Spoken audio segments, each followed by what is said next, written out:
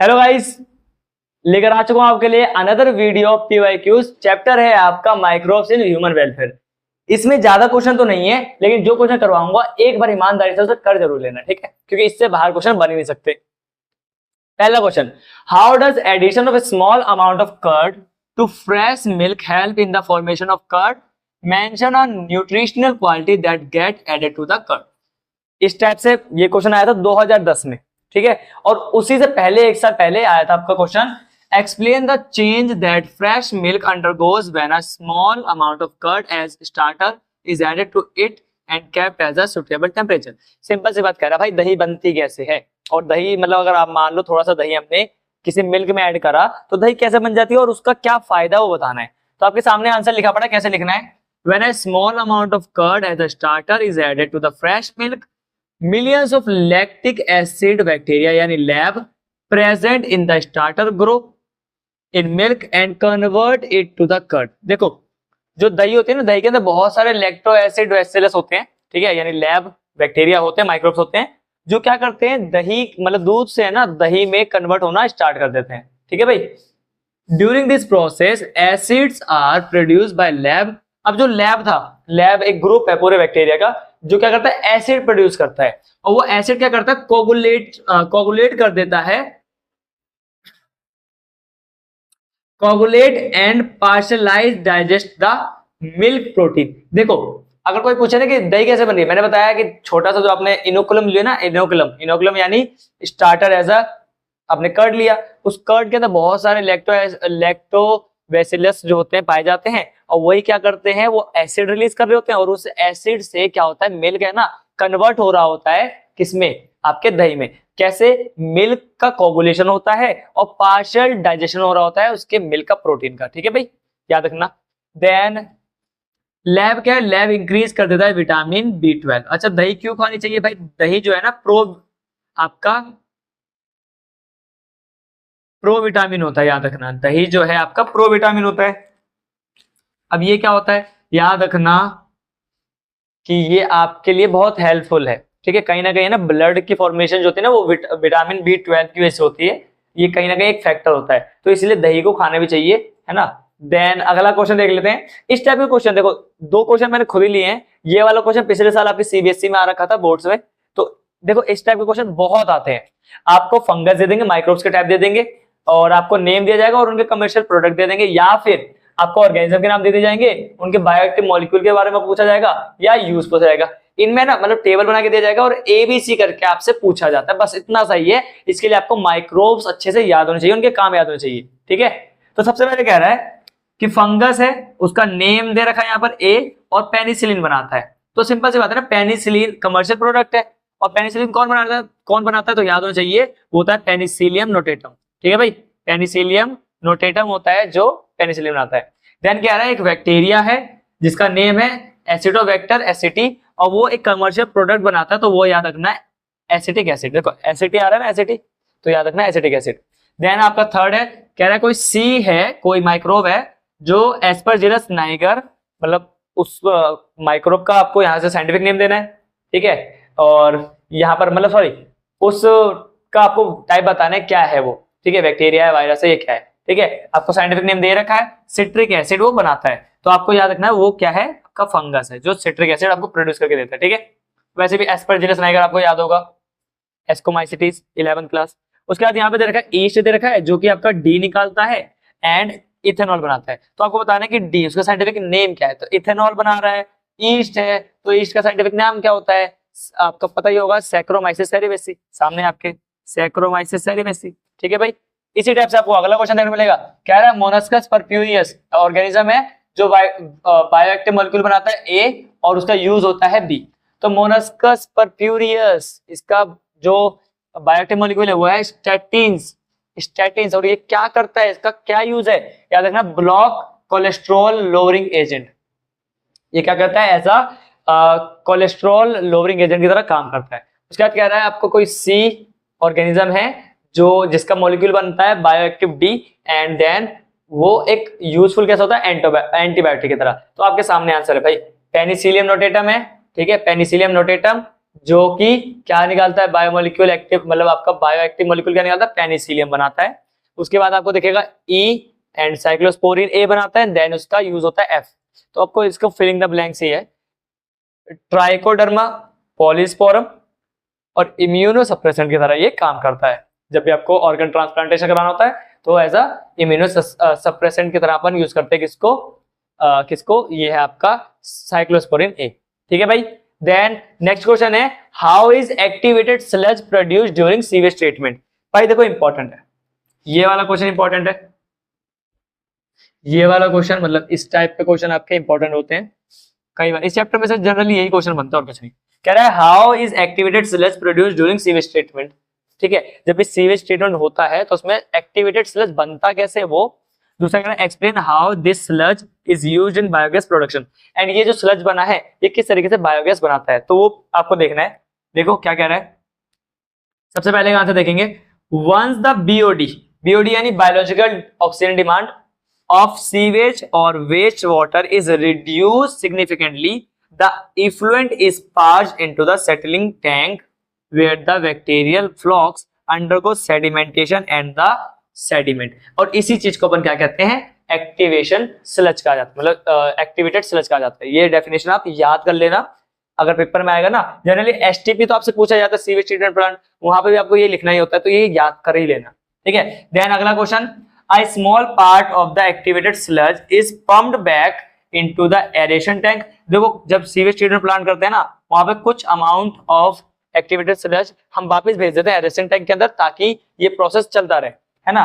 Then बाकी जो है, to serve as the inoculum, the remaining major part of the activated sludge is pumped into the large tank called anaerobic sludge digester. ठीक है, अब क्या करते हैं, जो बचा हुआ जो आपका एक्टिवेटेड स्लज होता है ना, इसको अपन पंप कर देते हैं एनारोबिक डाइजेस्टर टैंक के अंदर। ठीक है, और वहां पे क्या होता है, वो एनारोबिक डाइजेस्टर जो टैंक होता है उसके अंदर होते हैं एनारोबिक बैक्टीरिया जो डाइजेस्ट करते हैं आपके उस एक्टिवेटेड स्लज को।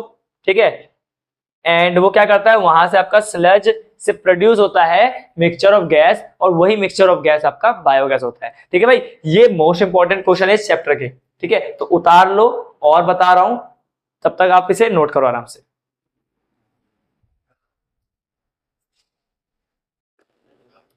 चलिए बच्चों, आप देख लेते हैं नेक्स्ट क्वेश्चन, जो कि है आपका 5th। ठीक है, क्या कह रहा है, व्हाट इज बीओडी, यानी वही बायोलॉजिकल ऑक्सीजन डिमांड क्या होती है, and what does it mean if a water sample has more BOD, और उसका क्या मतलब होगा, क्या असर होगा अगर वाटर लेवल ज्यादा हो जाए। ठीक है, तो देखो आपको क्या समझना है, अब बीओडी होता क्या, सबसे पहले देखो, BOD stands for biochemical oxygen demand. ठीक है, बायोकेमिकल बायोलॉजिकल ऑक्सीजन डिमांड। ठीक है भाई, ये होता है आपका विच represents the amount of dissolve oxygen that would be consumed if all the organic matter in 1 liter of water were oxidized by microorganism।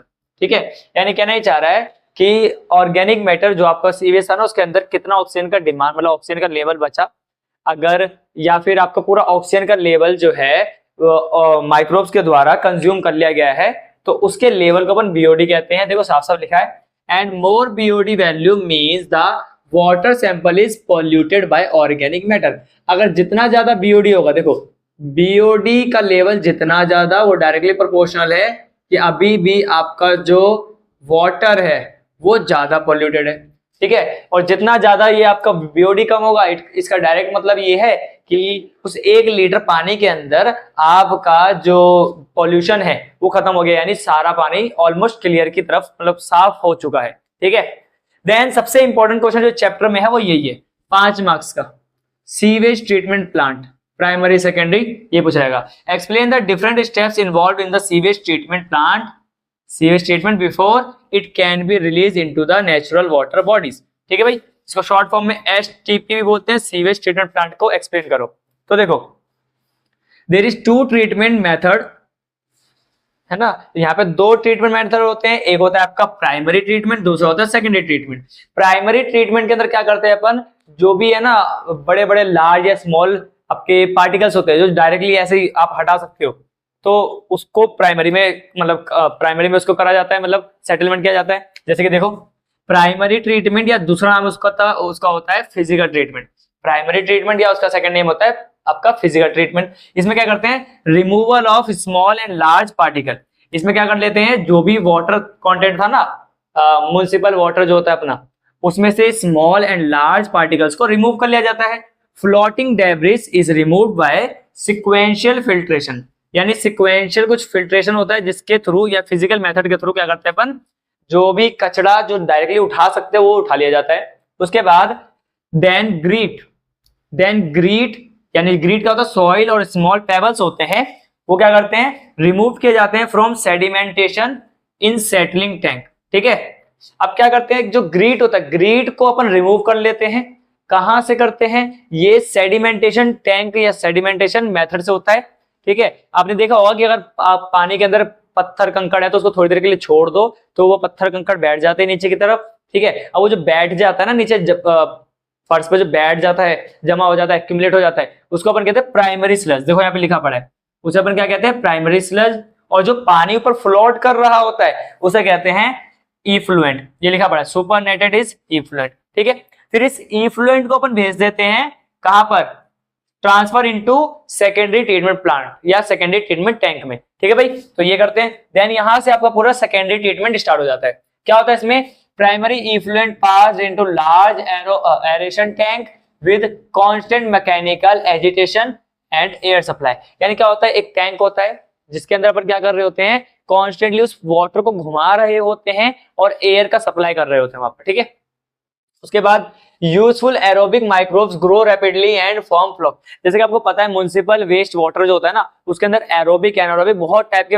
आपके माइक्रोब्स पाए जाते हैं। और ये जो बार बार आप एजिटेशन कर रहे हो, घुमा रहे हो ना इस चीज को, इससे होता क्या है कि जो आपके माइक्रोब्स है उनकी ग्रोथ भी रैपिडली हो रही होती है। ठीक है, और यही जो माइक्रोब है ये कहीं ना कहीं आपके वाटर को ट्रीटमेंट करने में, मतलब उनको साफ करने में बहुत ज्यादा हेल्पफुल होते हैं। अब क्या होता है, ये जो मैंने बताया आपका रैपिड ग्रो हो रहा होता है। फ्लॉक्स are masses of bacteria associated with fungal filament to form mesh like structure। अब क्या हो जाता है, कुछ फ्लॉक्स यानी बैक्टीरिया का कुछ ग्रुप बन जाता है जिसको फ्लॉक्स कहा जाता है, वो क्रिएट हो जाता है आपका इसके अंदर। ठीक है, इस टैंक के अंदर। देन क्या होता है, growing microbes consume organic matter. अब क्या है, जैसे जैसे आपका जो ऑर्गेनिक मैटर बन रहा, मतलब जो ऑर्गेनिक मैटर था उसके अंदर, उसको खाने वाले माइक्रोब बढ़ जाएंगे। ठीक है, अब माइक्रोब धीरे धीरे क्या कर रहे हैं, ऑर्गेनिक मैटर को खाना स्टार्ट कर देंगे। ठीक है, और इससे होगा क्या, रिड्यूस हो जाएगा बायोकेमिकल ऑक्सीजन डिमांड। ठीक है, अब सिंपल सी बात है, जितना ज्यादा आपका वाटर पॉल्यूटेड था उसके अंदर आपके माइक्रोब्स आए, उन्होंने उसे खाना स्टार्ट किया, जिसकी वजह से पॉल्यूटेड वाटर की क्वांटिटी कम होने लगी। अब जैसे जैसे पॉल्यूटेड वाटर की क्वांटिटी कम, बीओडी ऑटोमेटिकली कम हो जाएगा। और जैसे बीओडी कम हो जाएगा, when BOD of sewage has reduced, effluent is passed into settling tank. अब जैसे बीओडी कम हुआ, जो इफ्लुएंट बचेगा उसको अगेन अपन कहां ट्रांसफर कर देंगे, सेटलिंग टैंक के अंदर। अब वो सेकेंडरी सेटलिंग टैंक होता है, सेकेंडरी सेडिमेंटेशन टैंक बोलते हैं अपन। ठीक है, उसमें क्या करते हैं, the bacterial flocs settle and the sediment is called activated sludge. ये मैंने अभी थोड़ी देर पहले बताया था एक्टिवेटेड स्लज क्या होता है।